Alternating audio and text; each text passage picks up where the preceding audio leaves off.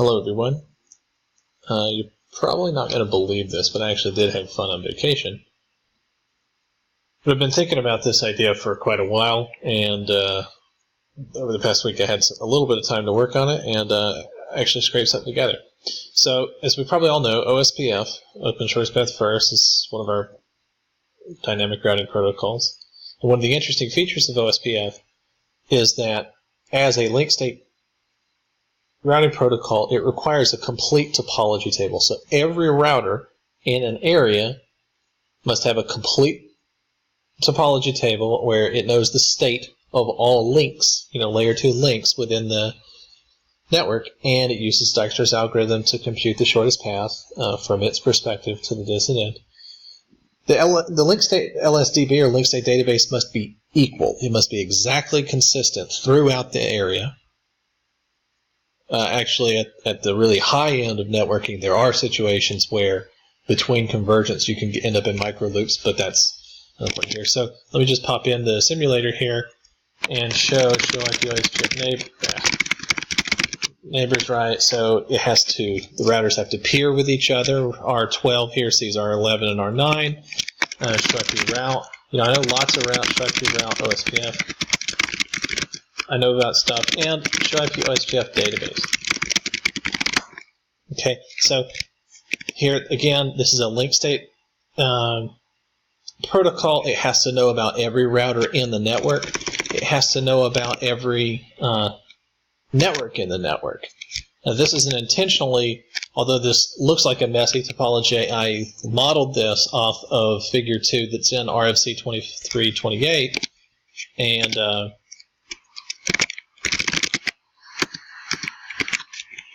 so I modeled it off of this figure, and again, keeping them all in the same area.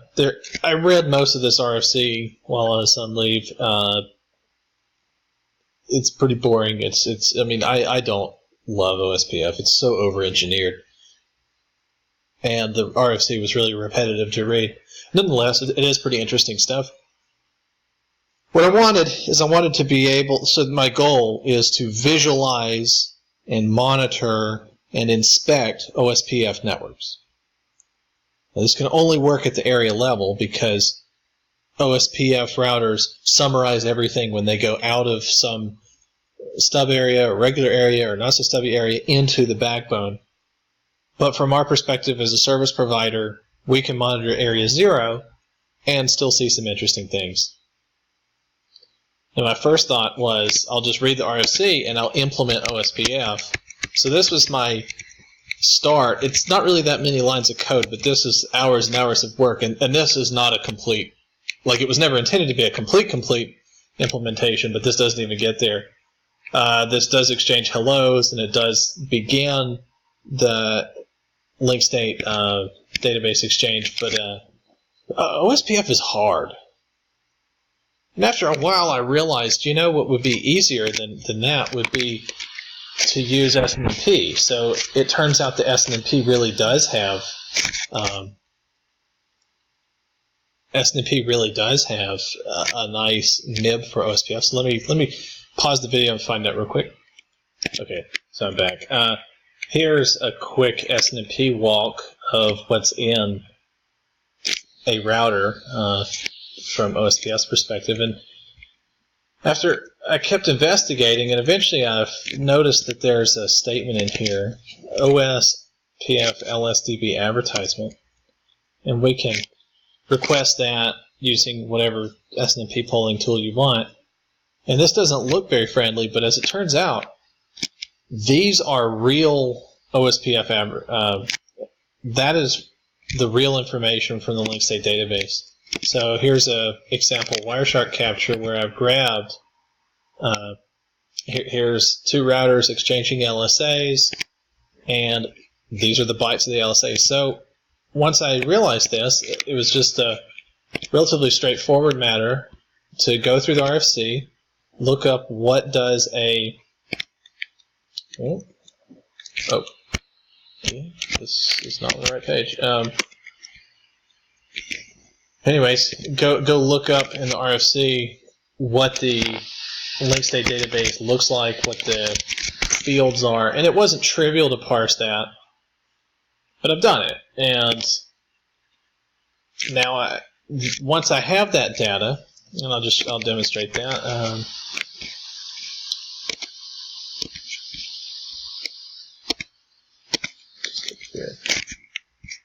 Grab this. I've written a program called Area Monitor. Area Monitor is a few things. It's on GitHub right now.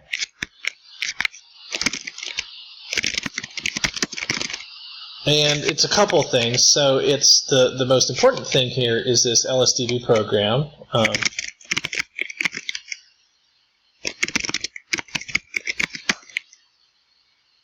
Okay, and I can just run that.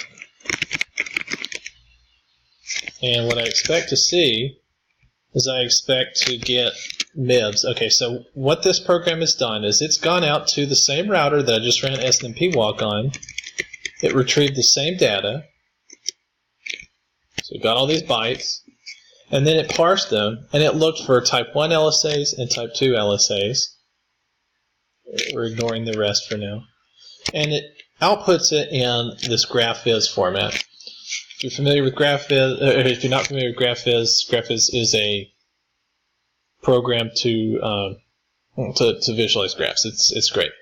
So now that I have this, you know, at first I was thinking about how can I render all this in a graphics program, but I don't know a 2D graphics library for Python. I'm still a novice with Java stuff, and I know that this is going to be hard, so that's why I decided, you know, we'll just use something existing. So now that I've got this data, I need to expose it to a user in some way, and I decided that the easiest way to do this would be actually through a web browser. So I've got GraphViz, and everybody's got a web browser. So what I do is I use two programs that are just on the internet. It's called viz.js. It's an open source project to make GraphViz, to compile GraphViz to JavaScript, and then make it available through your browser. It totally works. And then we just have the HTML document that we serve up. Again, I actually invoke that Python function in a strange looking way through what looks like JavaScript. Don't worry about the implementation details. What's important is we serve something that can be used. I've bundled all this into a Docker file just because it's convenient. So this Docker file, it uses Python using, I want to say it's just Debian Stretch or something that it's using. We set the working directory, copy all the files into there, install the couple of required libraries, which are specifically the PySNMP library, and then this Flask thing that makes it a web server. It's a Python-based web server. We expose port 80, and then that's it. So I have this running right now. Docker container. Yeah, there it is. So I have this program running as a Docker image right now, and it is actually working. Now, when we invoke, let's take a look.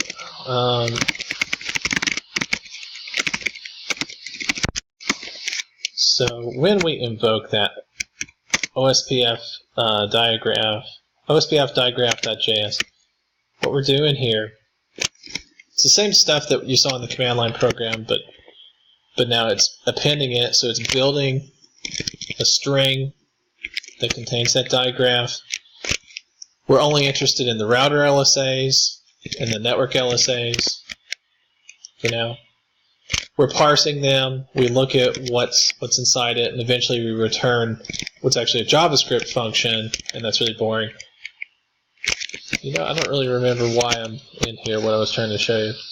Oh, well, the thing that I was trying to show you now, I remember, is that this is synchronous. So you invoke the lookup on your web browser, and that translates to a Python call, which then translates to a SNMP GET request from a router. So this is going to be slow, and that's something, you know, that could be fixed as an engineering project. This is just a proof of concept, what can be done. And here it is. I've actually mapped this using NAT. This is a public IP address that's doing those Python calls. So let me pop into one of these routers and add some loopbacks or something so you can see that this is effectively live. Oh, come on. Got some old equipment here. Old equipment that doesn't support modern SSH.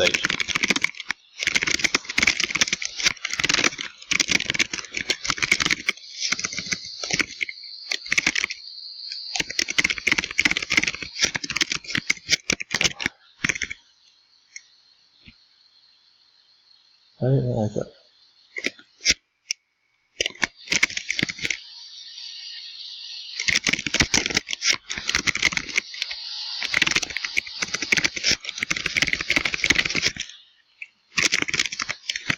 Okay, so that alone, that should already be an OSPF interface. It is. So we should see that now show up as a new child node of this router. Okay, and now I'm actually polling this router. This says router, it's actually a Cisco 3750 switch, but we're actually polling the link state database out of here. It does not matter which one we poll it from. So I'll refresh the page. And there it is. 1, 2, 3, 4. This wasn't there before. It is now. Feel free to rewind the video if you don't believe me. Okay, now, some of these numbers on here, what are these? Well, these are the link costs.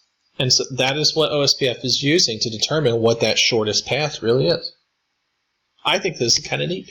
It's very interesting that you can set up mismatched costs. Well, that's kind of neat. So, what could this tool become? If this is something people ever thought was interesting or useful, we could obviously use it for maps, as I've already done. I know that it's not pretty, but that's something that could be worked on. We could use it to look for cost mismatches, as I've demonstrated here. I've intentionally used different costs on all of these links. So I don't know how useful that would be, but it could be cool. We can look for duplicate advertisements. That could actually be really useful when two different users are advertising the same networks. That could be pretty powerful. We could look for duplicate router IDs. I personally don't believe in messing with router IDs carelessly. I've seen some... If you get it wrong, you might have a bad time. So, and duplicate router IDs will really wreck an OSPF network. We can look for split areas. I would have to modify the tool significantly so that, because right now it only looks at router LSAs and network LSAs, but it's going to be a relatively straightforward matter to add summary LSAs, and then we can look for split areas. I think that would be cool. Likewise, if we've got these summarization or summary LSAs, we can use this to look for summarization opportunities. So those are just some ideas that I have for ways that we could use this kind of information. I especially would think it would be interesting not just to log changes, but to even have like a left-right go back and forward in time with timestamps and see at what time did something change. So there you have it. You can take a look at my GitHub page, GitHub W.J. Holden Area Monitor. This is all MIT licensed stuff. And yeah, peace.